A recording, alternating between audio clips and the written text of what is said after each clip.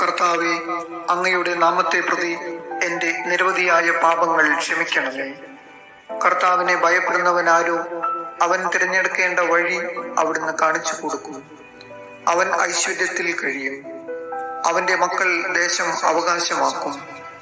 കർത്താവിന്റെ സൗഹൃദം അവിടുത്തെ ഭയപ്പെടുന്നവർക്കുള്ളതാണ്. അവിടുന്ന് തന്റെ ഉടമ്പടി അവരെ അറിയിക്കും. എന്റെ കണ്ണുകൾ സദാ കർത്താവിങ്കിലേക്ക് തിരിഞ്ഞിരിക്കുന്നു. അവിടുന്ന് എന്റെ പാദങ്ങളെ വലയിൽ നിന്ന് വിടുവിക്കും.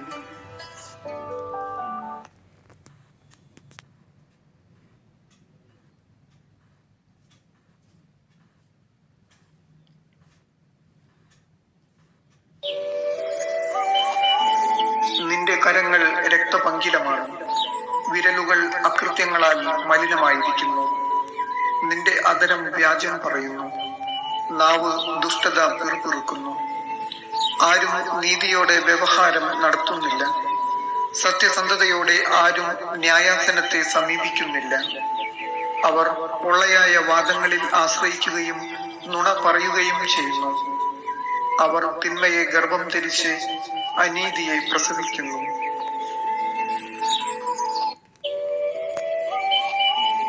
നിന്റെ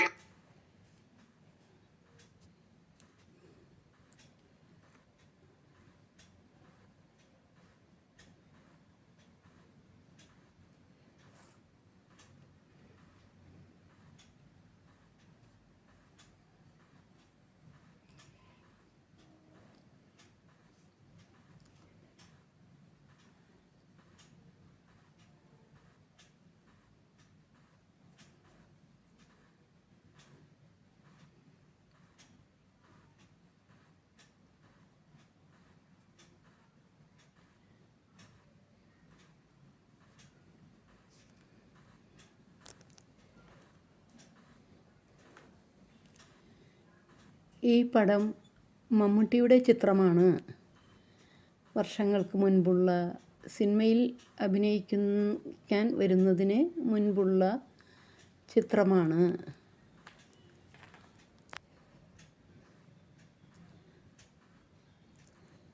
ഒന്ന് ചിന്തിക്കുവാൻ.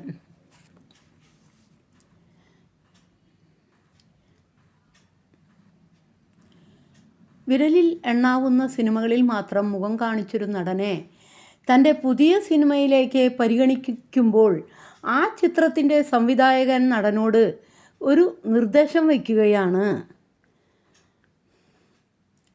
നിങ്ങളുടെ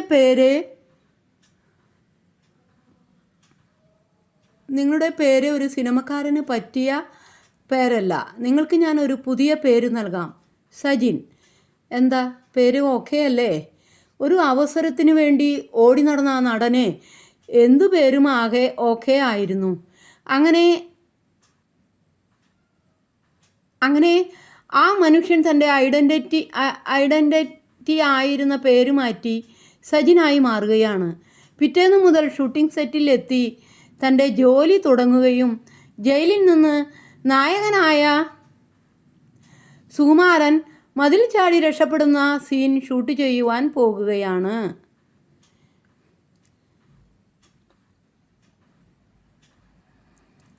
വലിയ പൊക്കമുള്ള മതിലായതുകൊണ്ട് തന്നെ അദ്ദേഹത്തിൻ്റെ സുരക്ഷയ്ക്ക് വേണ്ടി താഴെ നല്ല കട്ടിയുള്ള ഫോം ബെഡും വിരിച്ചിട്ടുണ്ട്.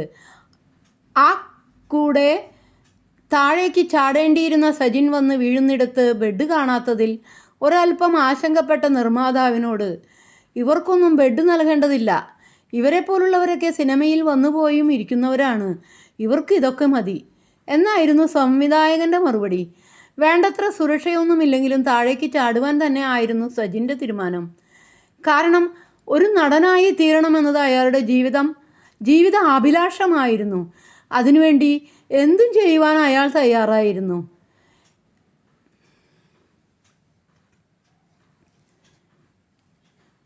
എങ്ങനെയെങ്കിലും ഒരു നടനാകണം എന്ന ആഗ്രഹത്തെ ഉൾക്കൊള്ളുവാൻ അയാളുടെ ശരീരത്തിന് വെമ്പലായിരുന്നുവെങ്കിലും നല്ല ഉയരമുള്ള മതിലിൽ നിന്നുമുള്ള ചാട്ടത്തെ ഉൾക്കൊള്ളുവാനുള്ള കരുത്ത് അയാളുടെ കാലുകൾക്ക് ഇല്ലെന്നത് അയാൾക്ക് ബോധ്യമാകുന്നത് നിലത്ത് വീണ് കാലിന് ഒടിവുണ്ട് എന്ന് തിരിച്ചറിഞ്ഞപ്പോൾ മാത്രമായിരുന്നു. ഒടിഞ്ഞ കാലുമായി ശേഷമുള്ള ഭാഗങ്ങൾ അഭിനയിച്ച ശേഷം സെറ്റിൽ നിന്ന് പോകുമ്പോൾ അയാൾക്ക് ആ സംവിധായകനോട് ഒന്നേ പറയുവാനുണ്ടായിരുന്നുള്ളൂ, സാറിൻ്റെ അടുത്ത പടത്തിൽ എന്തേലും ഒരു അവസരം നൽകണം, എന്നെക്കൊണ്ടാകും വിധം ഞാനത് നന്നായി ചെയ്യും. ചിത്രം സ്ഫോടനം. പേരും പെരുമയും ഇല്ലാത്തത് കൊണ്ട് ഷൂട്ടിനിടെ വേണ്ടത്ര സുരക്ഷ നൽകാത്തതിനാൽ കാലിന് പരിക്കേൽക്കേണ്ടി വന്നു. ശബ്ദം പോരെന്നും പറഞ്ഞ് ഡബ്ബിംഗ് സ്റ്റുഡിയോയിൽ നിന്നും ഇറക്കി വിട്ടു. തൻ്റെ പേര് വരെ മാറ്റേണ്ടി വന്നു.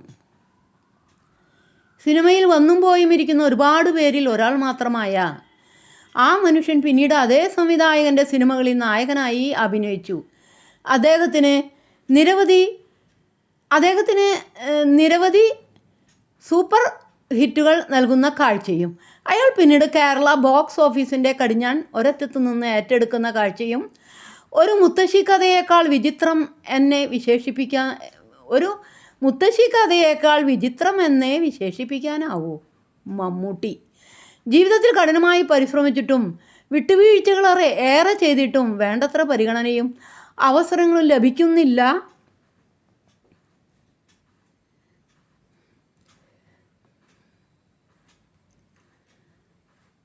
വേണ്ടത്ര പരിഗണനയും അവസരങ്ങളും ലഭിക്കുന്നില്ലല്ലോ എന്നൊരു നിരാശയിൽ എല്ലാം അവസാനിപ്പിക്കുവാൻ തീരുമാനിക്കുന്നതിന് മുൻപ് ഒരു നിമിഷം ഇങ്ങനെക്കുറിച്ച് ആലോചിക്കാം. അതിയായ ആഗ്രഹവും മൂർച്ചയേറിയ ലക്ഷ്യബോധവും ഉണ്ടെങ്കിൽ ഒരു നാൾ ഫലമുണ്ടാകും എന്നത് ഉറപ്പായ കാര്യമാണ്. മമ്മൂട്ടിയെ പറ്റിയാണ് ഇത്രയും പറഞ്ഞത്.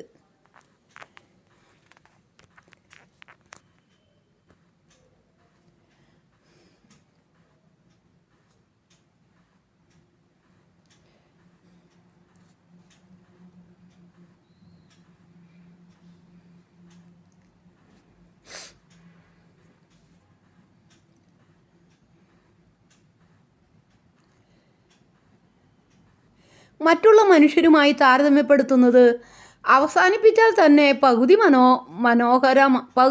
മനോഹരമാവും. ജീവിതങ്ങളൊക്കെയും ആ താരതമ്യത്തിനപ്പുറം അതിനൊക്കെയും ഒരു മറുവശമുണ്ടെന്ന് തിരിച്ചറിഞ്ഞാൽ മതിയാകും.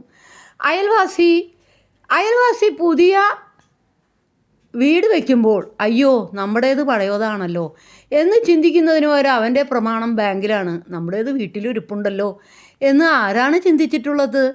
അടുത്ത വീട്ടിൽ പലിശക്കാരൻ കയറിയിറങ്ങുന്നത് ഓർത്ത് അവർ ഉറങ്ങാതിരിക്കുമ്പോൾ എത്ര സമാധാനത്തോടെയാണ് നമ്മൾ ഉറങ്ങുന്നതെന്ന് ചിന്തിക്കാത്തതെന്തേ? അങ്ങനെ എത്രയെത്ര കാര്യങ്ങൾ. താരതമ്യപ്പെടുത്തുമ്പോൾ നമ്മുടെ കുറവുകളേക്കാൾ നമുക്കുള്ള നേട്ടങ്ങളെ ഒന്ന് വിലയിരുത്തി നോക്കൂ. വളരെ മനോഹരമാണ് നമ്മുടെ ജീവിതം. അത് ആസ്വദിക്കാൻ അറിയാത്തതിന് ആരാണ് തെറ്റുകാർ? കടപ്പാട്, ജയേഷ് മൈനാഗപ്പള്ളി.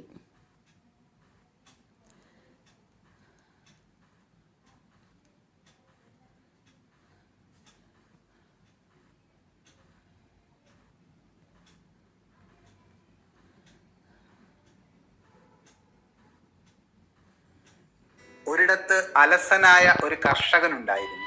അയാൾ ഏതു സമയവും ഉറങ്ങിക്കൊണ്ടിരിക്കും.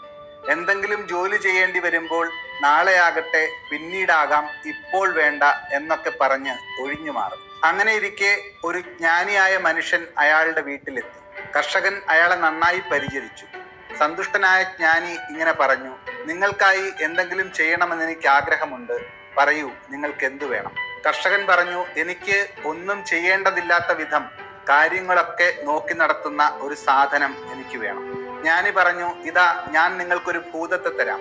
ഈ ഭൂതം നിങ്ങൾ എന്ത് ജോലി ചെയ്യാൻ പറഞ്ഞാലും നൊടിയിടയിൽ പൂർത്തിയാക്കും. പക്ഷെ ഒരു കാര്യം ശ്രദ്ധിക്കണം, അവന് നിരന്തരം ജോലി കൊടുത്തുകൊണ്ടിരിക്കണം, അല്ലെങ്കിൽ അത് നിങ്ങളെ കൊല്ലും.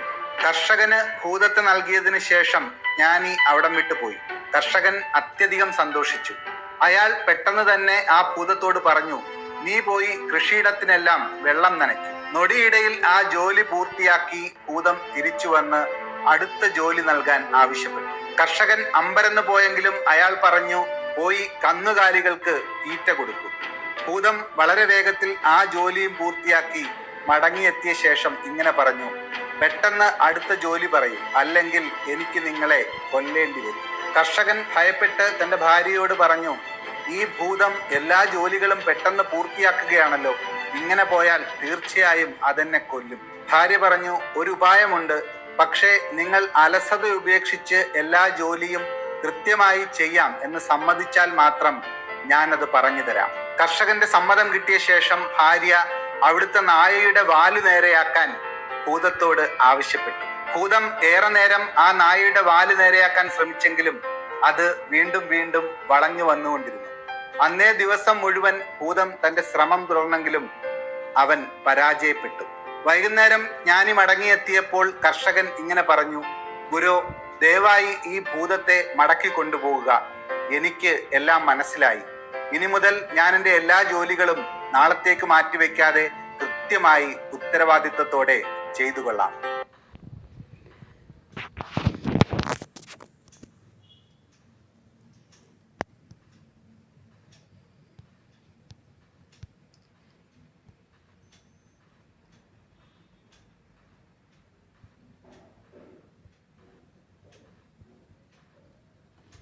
ഒരിക്കൽ ഒരാൾ നല്ല ഒരു കഴുതയെ വാങ്ങി. അയാൾ അതിനെ വീട്ടിലെത്തിച്ചതിന് ശേഷം അതിനെ കുളിപ്പിക്കുകയും പരിപാലിക്കുകയും അതിനോട് സ്നേഹം കാണിക്കുകയും ചെയ്തു. അങ്ങനെ ഇരിക്കെ അയാൾക്ക് ഒരു വിചിത്രമായ ചിന്തയുണ്ടായി. അയാൾ തന്റെ കഴുതയെ ചുമലിലേറ്റി പടികൾ കയറി തന്റെ വീടിന്റെ മേൽക്കൂരയിൽ എത്തിച്ചു. ആദ്യം കഴുതയ്ക്ക് ആ ഉയർന്ന സ്ഥാനത്തെത്തിയതിൽ വലിയ സന്തോഷമുണ്ടായി. പക്ഷെ സമയം കടന്നുപോയപ്പോൾ താൻ എത്ര ഉയരത്തിലെത്തിയെന്നും താൻ ഇപ്പോഴും ഒരു കഴുത മാത്രമാണെന്നുമുള്ള തിരിച്ചറിവ് അതിനുണ്ടായി. അങ്ങനെ ഭയപ്പെട്ട കഴുത ആ മേൽക്കൂര മുഴുവൻ ഓടി നടക്കാൻ തുടങ്ങി. പക്ഷെ പുറത്തേക്കുള്ള വഴി അതിന് കണ്ടെത്താനായില്ല. ഒടുവിൽ ആ കഴുത തന്റെ കാലുകളാൽ മേൽക്കൂരയിലെ ഇഷ്ടികയും മണ്ണുമൊക്കെ ചവിട്ടി മെതിക്കാൻ തുടങ്ങി. കുറച്ചു ദിവസം കഴിഞ്ഞപ്പോൾ കഴുതയുടെ ശക്തമായ തള്ളലുകളും ചവിട്ടലുകളുമൊക്കെ ഏറ്റ് മേൽക്കൂരയിൽ വലിയ വിള്ളലുകൾ ഉണ്ടായി. ഒടുവിൽ ഒരു നാൾ കഴുത നിലം പതിച്ചു. അതിന്റെ 4 കാലുകളും ഒടിഞ്ഞു. അതിനു മുകളിലേക്ക് മേൽക്കൂരയും ഇടിഞ്ഞു വീണു. അയൽക്കാരെല്ലാം സഹതപിക്കാനായി എത്തിയപ്പോൾ ആ മനുഷ്യൻ അവരോട് പറഞ്ഞു, ഇതിൽ നിന്ന് ഞാനൊരു പാഠം പഠിച്ചു. ഒരു കഴുതയെ ഉയർന്ന സ്ഥാനത്തേക്ക് കയറ്റി വിടരുത്. അത് തന്നെയും ആ സ്ഥാനത്തെയും നശിപ്പിക്കും. നമ്മുടെ ജീവിതത്തിലും ചിലപ്പോഴൊക്കെ തങ്ങളുടെ യഥാർത്ഥ കഴിവിനും മൂല്യത്തിനും അപ്പുറത്തേക്ക് ചിലർക്കൊക്കെ സ്ഥാനമാനങ്ങൾ ലഭിക്കാറുണ്ട്. അപ്പോൾ അവരും തങ്ങളുടെ യഥാർത്ഥ സ്വഭാവം കാണിച്ച് ആ സ്ഥാനത്തിന്റെയും തങ്ങളുടെ തന്നെയും വില നശിപ്പിക്കും. അതിനാൽ ഓരോരുത്തർക്കും അവരവരുടെ കഴിവിനും മൂല്യത്തിനും അനുസരിച്ച് വില കൽപ്പിക്കാം.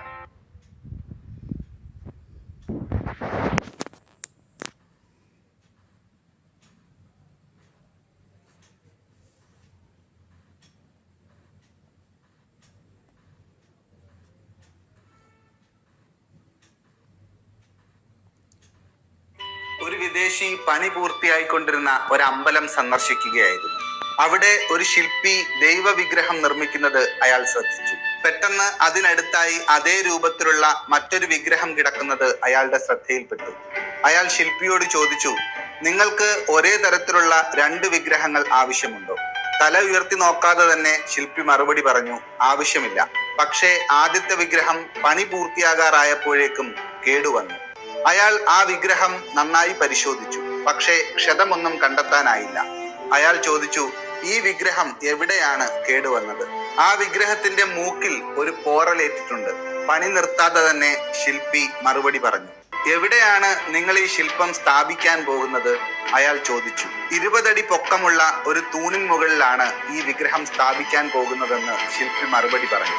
അത്ര ഉയരത്തിൽ സ്ഥാപിക്കാൻ പോകുന്ന ഈ വിഗ്രഹത്തിന്റെ മൂക്കിൽ ഒരു പോറലേറ്റിട്ടുണ്ടെന്ന് ആരാണ് മനസ്സിലാക്കാൻ പോകുന്നത്? അയാൾ ചോദിച്ചു. ശില്പി തന്റെ പണി നിർത്തി മുഖമുയർത്തി അയാളെ നോക്കി പുഞ്ചിരിയോടെ മറുപടി പറഞ്ഞു, എനിക്ക് അതറിയാൻ പറ്റും. മികച്ചതാകാനുള്ള ആഗ്രഹം മറ്റുള്ളവർ അത് ശ്രദ്ധിക്കുമോ ഇല്ലയോ എന്നതിൽ ആശ്രിതമല്ല. മികവ് എന്നത് ഉള്ളിൽ നിന്നുള്ള പ്രേരണയാണ്, പുറത്തു നിന്നുള്ളതല്ല. മികവ് മറ്റുള്ളവർക്ക് ശ്രദ്ധിക്കാൻ വേണ്ടിയല്ല, അത് സ്വന്തമായ തൃപ്തിക്കും കാര്യക്ഷമതയ്ക്കും വേണ്ടിയാണ്.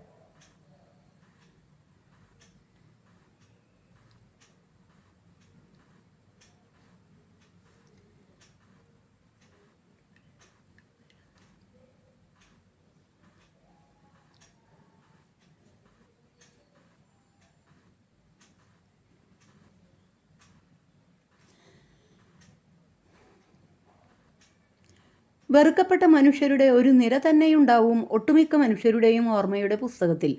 പിണക്കവും വെറുപ്പും രണ്ടും രണ്ടാണ്. ഒരാളെ വെറുത്തുപോയാൽ പിന്നെ അവരിലേക്ക് ഒരു മടങ്ങിപ്പോക്ക് പലപ്പോഴും അസാധ്യമായിരിക്കും. അങ്ങനെ നമ്മൾ വെറുത്തുപോയവരുടെ പേരുകളിലേക്ക് ഒന്ന് തിരിഞ്ഞു നോക്കിയിട്ടുണ്ടോ? അവരൊക്കെയും ഒരിക്കൽ നമുക്ക് ഏറ്റവും പ്രിയപ്പെട്ട മനുഷ്യരായിരുന്നിരിക്കാം, സത്യമല്ലേ? ബന്ധങ്ങളും സൗഹൃദങ്ങളും ഒക്കെ നമ്മൾ പോലും അറിയാതെയാണ് പലപ്പോഴും സൃഷ്ടിക്കപ്പെടുന്നത്. എവിടെയോ പെയ്ത മഴയിലെ ഏതോ ചെറിയൊരു തുള്ളി എങ്ങനെയൊക്കെയോ കടലിലെത്തും പോലെ ചിലർ നമ്മളിലേക്കും എത്തിച്ചേരുന്നതാണ് കാലത്തിൻ്റെ നിയോഗമാണത്. പക്ഷേ അത് കാത്തു സൂക്ഷിക്കുന്നിടത്താണ് പലരും പരാജയപ്പെടുന്നത്.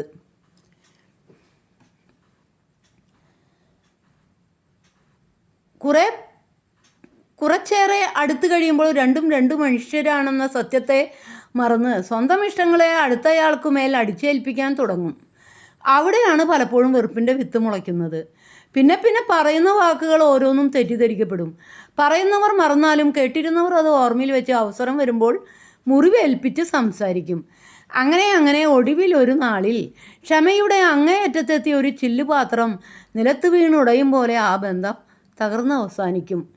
സ്വന്തം കുറ്റമെന്ന് രണ്ടാളും സമ്മതിക്കാത്ത വല്ലാത്തൊരവസ്ഥയിൽ രണ്ടുപേർ രണ്ടു വഴിക്കാകും. അങ്ങനെ ഇനിയൊരിക്കലും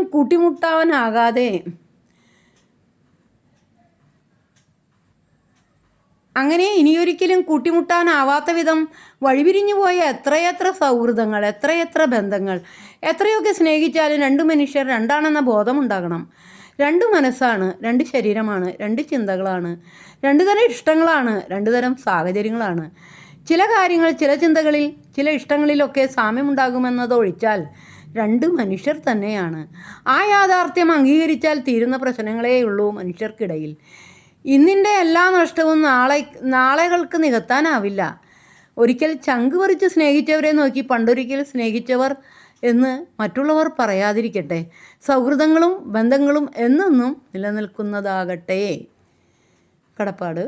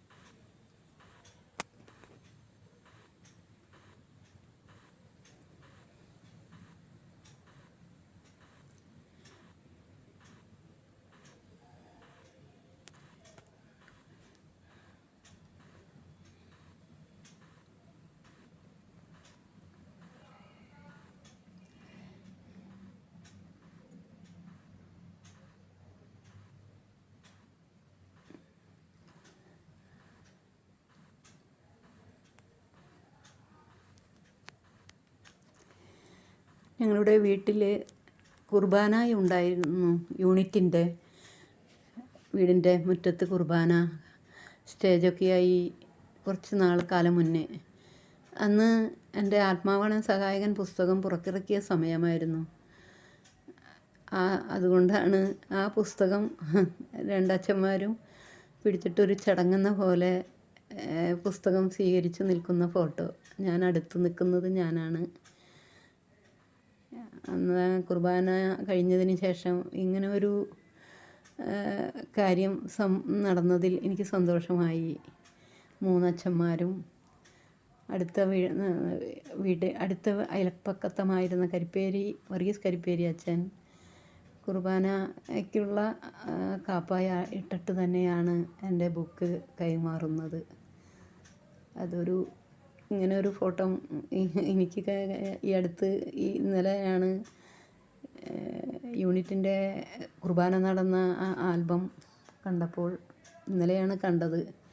അപ്പോൾ ഒരു വീഡിയോ ആ ഫോട്ടോ വെച്ച് വിടാമെന്ന് തോന്നി. എല്ലാവർക്കും നല്ലൊരു ദിവസം ആശംസിച്ചുകൊണ്ട് പ്രാർത്ഥനയോടെ.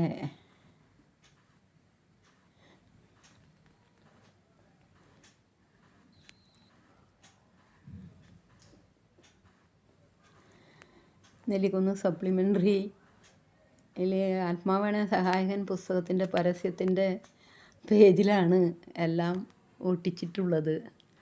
അതാണ് തിരുനാൾ സ്മൃതി ബുക്ക് ആവശ്യമുള്ളവർ വിളിക്കുക എന്നൊക്കെ നമ്പറൊക്കെ കൊടുത്ത് കാണുന്നത്. ഈ എൻ്റെ പടങ്ങളെല്ലാം ഒട്ടിച്ചപ്പോൾ ബാക്കി സ്ഥലം കവർ ചെയ്യാതെ വന്നിടത്താണ് തിരുനാൾ സ്മൃതിയിലെ എൻ്റെ പുസ്തകത്തിൻ്റെ പരസ്യത്തിൻ്റെ പേജിൻ്റെ അവസാന ഭാഗങ്ങൾ ഒട്ടിച്ചതിൻ്റെ അടിയിൽ കാണുന്നത്. Good night. എല്ലാവർക്കും നന്മ വരട്ടെ പ്രാർത്ഥനയോടെ.